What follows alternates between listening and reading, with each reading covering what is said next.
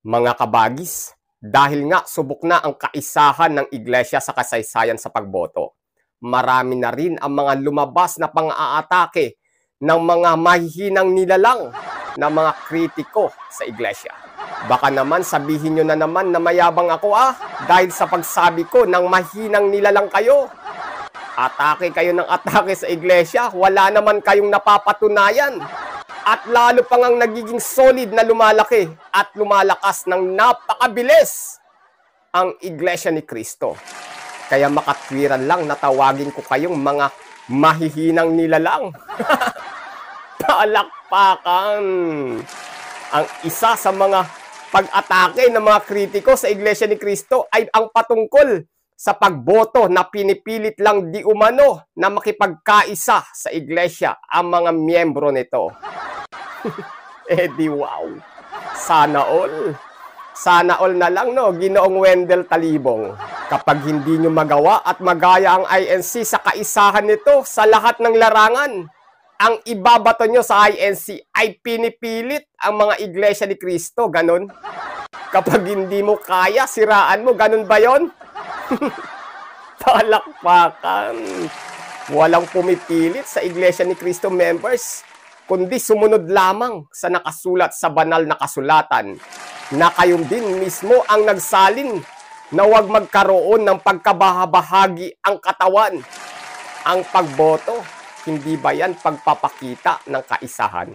Palibhasa, hindi kayo ang iglesyang katawan ni Cristo na pinangunguluhan niya na tinutukoy sa Efeso 5:23 hanggang 33. At mas malinaw ang pangalan ng iglesyang ito sa Roma 16:16.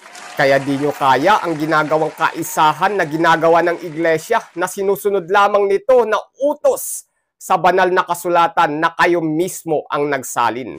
Dahil hindi kayo ang binigyan ng utos, kaya wag na kayo magtaka na solid ang kaisahan ng iglesia. Magtaka kayo kung nagagawa ito ng ibang relihiyon na walang backup support na mula sa Biblia, na sila ang iglesyang katawan ni Cristo na nakasulat sa banal na kasulatan. Kapag ganun ang nangyari, ibig sabihin, madali lang ang kayang gawin ng iglesia ni Cristo. Naimbag nga aldaw amin manin mga kabagis! Magandang araw po, Luzon, Visayas at Mindanao! At sa lahat ho ng Pilipino sa buong mundo, magandang araw po! At kahit kailan hindi kasama sa pagbati natin ang mga barairong na mga Pilipinong pro-People's Republic of China. Mga kabagis, ngayon pa lang, marami ng mga politiko ang nangangatog na baka hindi makuha ang suporta ng Iglesia ni Cristo. Bakit ho? Ikaw ba naman, yung 2.6% na Iglesia ni Cristo ang madalas at tested na dahilan ng pagkapanalo at pagkatalo sa politika ng mga politikong Katoliko. Ngayon pa lang, marami na ho ang nag-iisip kung sino-sino nga ba ang susuportahan ng Iglesia ni Cristo. Kasi pag hindi ka sinuportahan ng INC, ay lagot ka talaga. Panigurado, gahibla na lang ang pagitan mo sa pagkatalo. Ang tindi, ang lupet, ang Iglesia ni Cristo pa talaga na minority ang pinoproblema ng mga politikong member ng majority relihiyon sa Pilipinas na may napakaraming miyembrong magnanakaw na politiko. Ang lupit no, Epipanyo. Ganun dapat. Parang bayang Israel lang. Ang maliit talaga ang pinipili ng Diyos para ipakita ang kanyang kapangyarihan. Tagumpay! Palakpakan! Mga kabagis, ang bibigyan po natin ngayon ng punto, komentaryo, kritisismo at reaksyon ay ang video ni Ingo News Commentaries. Sino-sino kaya ang malaki ang chance na suportahan ng INC sa palapit ng national midterm election sa Pilipinas? Ang Team Suka kaya o ang Team Sinusuka Kuno? Pakisuportahan din po itong si Ingo, mga kabagis. Bago po yan, hinihikayat ko po kayong i-like muna ang bidyong ito Siyempre ho, wag na wag nyo rin pong kakalimutang pindutin ang subscribe or follow button. On nyo na rin po ang notification bell at piliin ang all. Pakishare na rin po ang bidyong ito para mas maraming pang viewers ang maabot ng bidyong ito.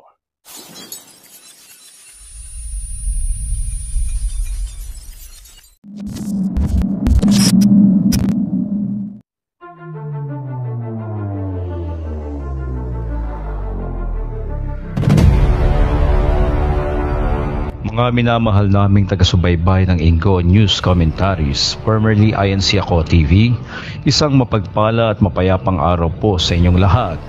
Binabati po namin ang lahat ng mga kapatid sa loob ng Iglesia ni Cristo saan mang panig ng bansa at saan mang panig ng mundo. Welcome po muli kayo sa ating channel. Sa nalalapit na halalan ngayong Mayo 2025, isang mahalagang tanong ang bumabalot sa ating mga isipan. Sino nga ba ang susuportahan ng Iglesia ni Cristo? Ang team suka ng oposisyon o ang team sinusuka ng administrasyon? Bagamat hanggang sa kasalukuyan ay wala pang opisyal na pahayag ang Iglesia ni Cristo ukol sa kanilang pag-eendorso, mahalagang suriin ang mga posibleng hakbang at konsiderasyon ng kanilang pamunuan sa pagpili ng mga kandidatong kanilang susuportahan ngayong halalan. Halina't sabay-sabay nating usisain, himay-himayin at tignan ang mga posibilidad ng pag-eendorso ng Iglesia ni Cristo sa mga kandidato sa pagkasenador, pagkakongresista at mga lokal na mga posisyon sa buong bansa. Ngunit bago po natin simulan ay nais lang po naming linawin na ang lahat ng inyong mapapanood at maririnig sa tampok naming episode na ito ay hango lamang sa aming mga personal na opinyon, personal na pagsisiyasat at personal na pagsasaliksik at hindi ito nagre-representa bilang opisyal na pasya ng pamunuan ng Iglesia ni Cristo. Viewers' discretion is advised. Mga kabagis, sa ayaw at gusto ng mga kritiko ng Iglesia, established na ho at tested na ang tiwala ng mga politiko sa kayang gawin ng kaisahan ng Iglesia ni Cristo, na kahit nasabihin na isa sa pinakamaliit na parte lamang ng relihiyon sa Pilipinas.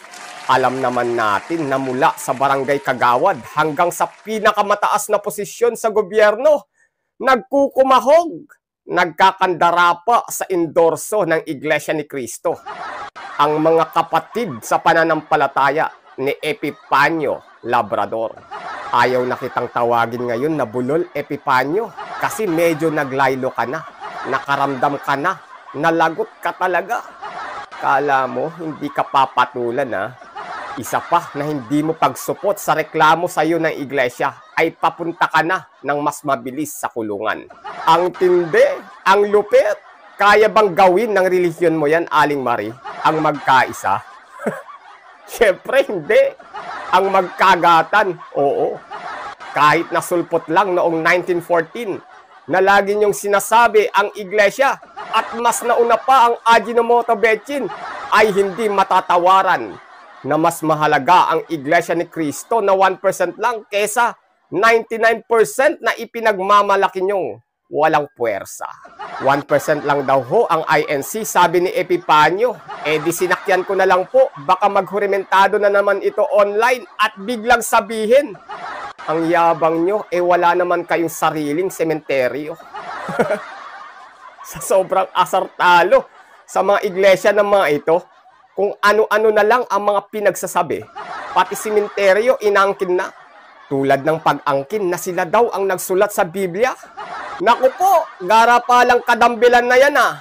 Kayo lang ang nagsalin mga tukmol. Pero ang Biblia o ang matandang tipan ay binabasa na sa panahon ng Panginoong Jesus na tao. Panginoong Jesus na tao ha, pero hindi pangkaraniwang tao. Walang magre-react ng masama. Vlog ko to. Talagang lalabas dito kung ano ang paniniwala ko na siyang nakasulat naman sa Biblia na kayo mismo ang nagsalin. Kayo ang nagsalin ng Biblia, pero di naman kayo umuubra sa aral at doktrina. Kaya nga di na nakapagtataka na maraming iglesia ni Cristo ngayon ay mula sa Katoliko. Iba yung nagsulat sa Biblia sa nagsalin lang, mga angkinero. Pati simenteryo, inangkin nyo na rin. Ayaw naman nga rin mauna na gumamit.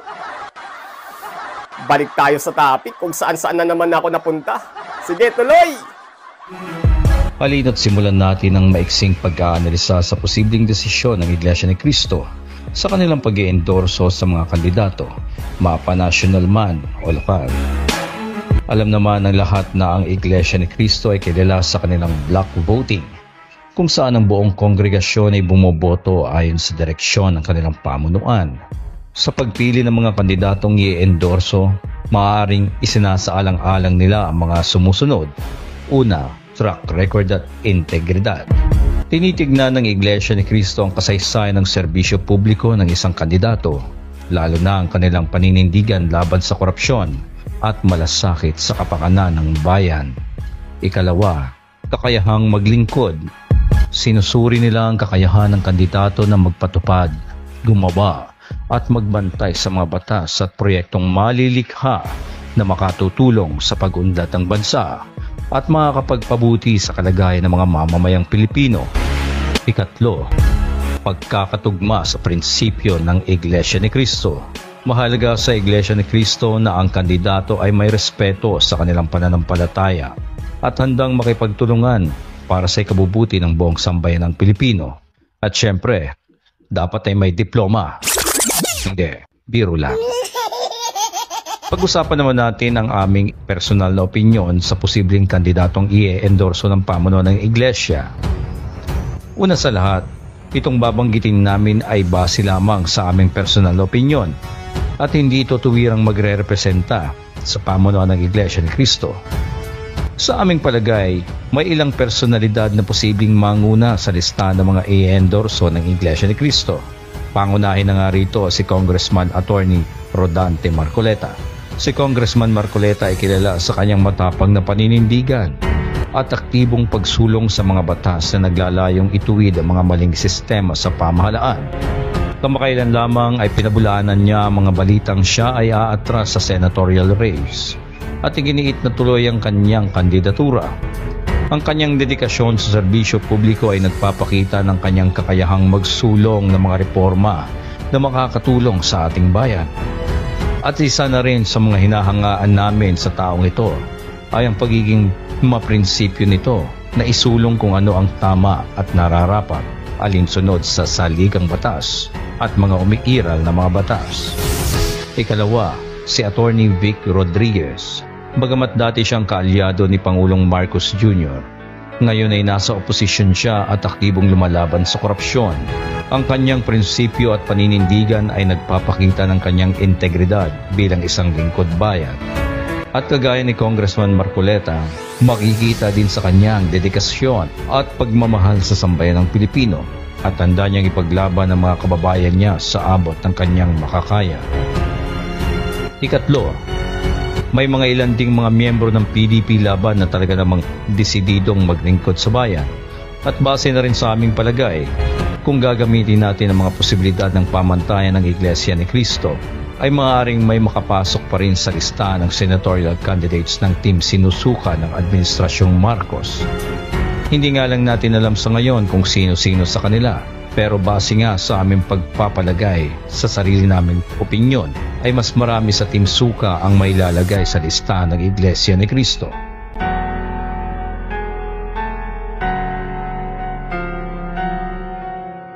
Mga kabagis, dahil nga subok na ang kaisahan ng Iglesia sa kasaysayan sa pagboto, marami na rin ang mga lumabas na pang-aatake ng mga mahihinang nilalang na mga kritiko sa Iglesia.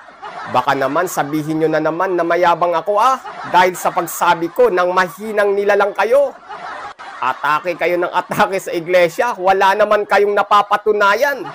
At lalo pang ang nagiging solid na lumalaki at lumalakas ng napakabilis ang Iglesia ni Cristo. Kaya makatwiran lang na tawagin ko kayong mga mahihinang nilalang. Palakpakan! Ang isa sa mga pag-atake ng mga kritiko sa Iglesia ni Cristo ay ang patungkol sa pagboto na pinipilit lang di umano na makipagkaisa sa Iglesia ang mga miyembro nito.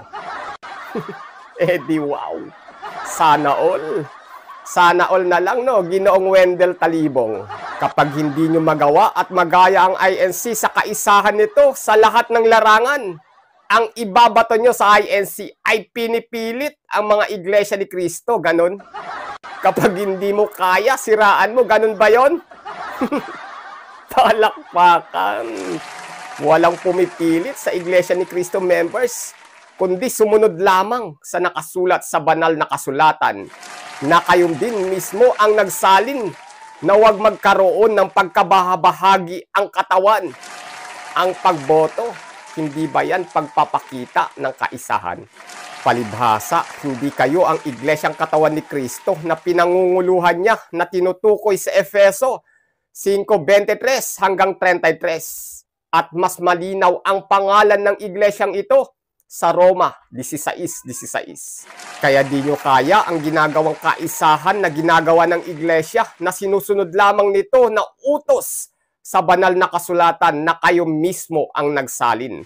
Dahil hindi kayo ang binigyan ng utos, kaya wag na kayo magtaka na solid ang kaisahan ng iglesia. Magtaka kayo kung nagagawa ito ng ibang relihiyon na walang backup support na mula sa Biblia, na sila ang iglesyang katawan ni Kristo na nakasulat sa banal na kasulatan. Kapag ganun ang nangyari, ibig sabihin, madali lang ang kayang gawin ng Iglesia ni Cristo.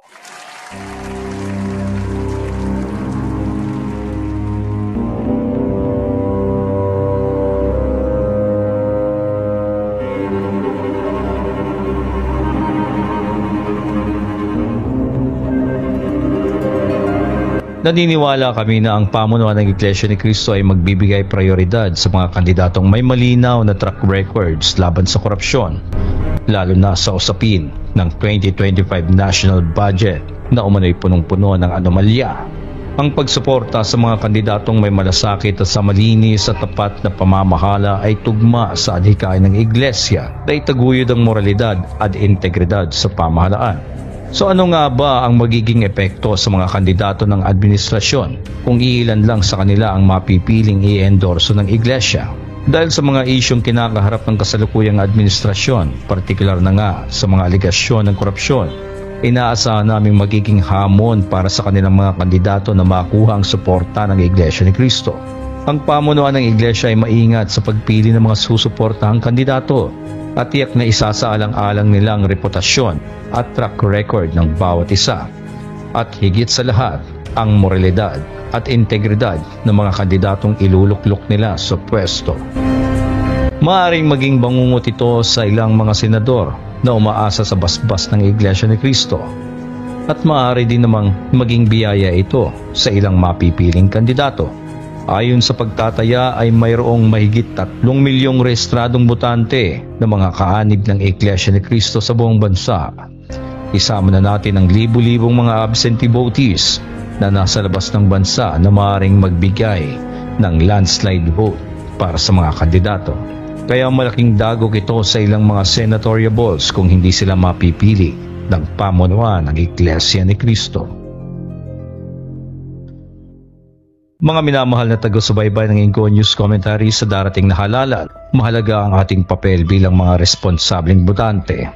Ang ating mga boto ay may kapangyarihang magdala ng tunay na pagbabago sa ating lipunan. Tiwala tayo na ang magiging pagpapasya ng pamamahala ay dumaan sa masusi at masinsinang evaluation bago ito ilatag sa atin. Kaya naman nakasisiguro tayo sa integridad at patas na pagtingin sa lahat ng mga kandidatong mapipili nila. Bagamat inaakusahan tayo ng mga hindi natin kapanalig bilang banta sa tunay na demokrasya dahil sa kaisahan sa panahon ng halalan, ang ating solidong pagkakaisa ay isang patunay na ang pagkakawatak-watak ay walang maidudulot na mabuti. Ang ating pagkakaisa at aktibong pakikilahok sa prosesong itinataguyod ng pamamahala ay susi sa paghubog ng isang mas maunlad at makatarungang lipunan. Naway gabayan tayo ng Diyos sa ating mga desisyon at pagkilos at patuloy tayong magkaisa para sa ikabubuti ng ating bansa. Alam nyo mga kabagis, ang bawat kaanib sa iglesia ay may kanya-kanyang gusto ang mga yan.